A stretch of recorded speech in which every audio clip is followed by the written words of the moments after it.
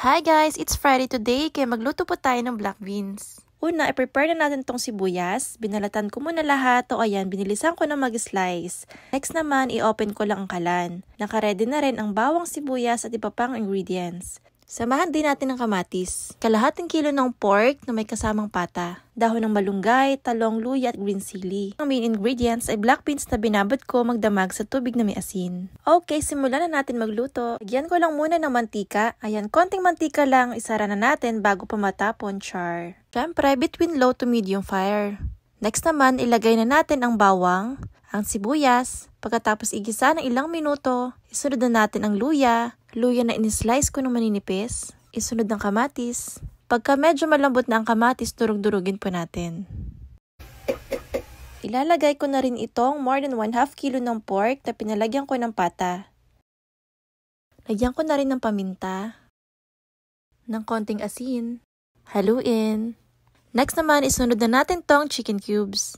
Ganyan ako magluto, panay hugas ng kamay. Ayan, halo lang ng halo hanggang sa madurog ang mga sinahog. Char! Ikaw, anong ulam mo nitong araw ng Friday? Ayan, pakuluan natin ng ilang minuto. Ganun ka rin ba? Yung nagluluto ka pa lang ng ulam mo ngayon, tapos iniisip mo na kung anong uulamin mo kinabukasan. Syempre, dapat lagi tayong advance. Char! Habang hinayaan kung kumukulo itong nakasalang ko, syempre magpunas muna tayo ng kalan. Sipag-sipagan muna tayo para masabi niyong masipag ako. Linis sa kusina, syempre diba? Magpanggap muna tayo. Char! Ihalo na natin itong munggo sa kabilang kaldero na merong ginisang sibuyas, bawang, kamatis at merong karne. Halo-haluin lang. And then, lagyan din natin ng bagoong. Bali, binubuksan ko pa lang guys kasi bagong bili lang. Naalala ko dati, ang binibili naming bagoong yan nabibili lang na nakalagay sa timba. Na nabibili sa palengke, yung tinatakal-takal lang. Ayan, nilagyan ko na ng bagoong. Bali, hindi ko masyadong nilagyan kasi baka mapaalat.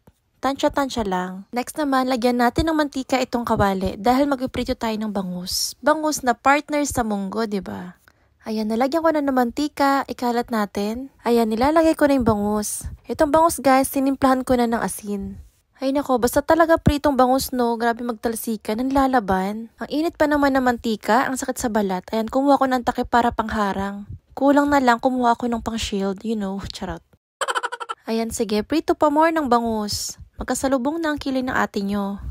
Pagkalagay ko ng bangus, tinakpan ko na lang muna. Lutuin natin sa low to medium fire para hindi masunog. Hayaan lang natin kumulo itong black beans.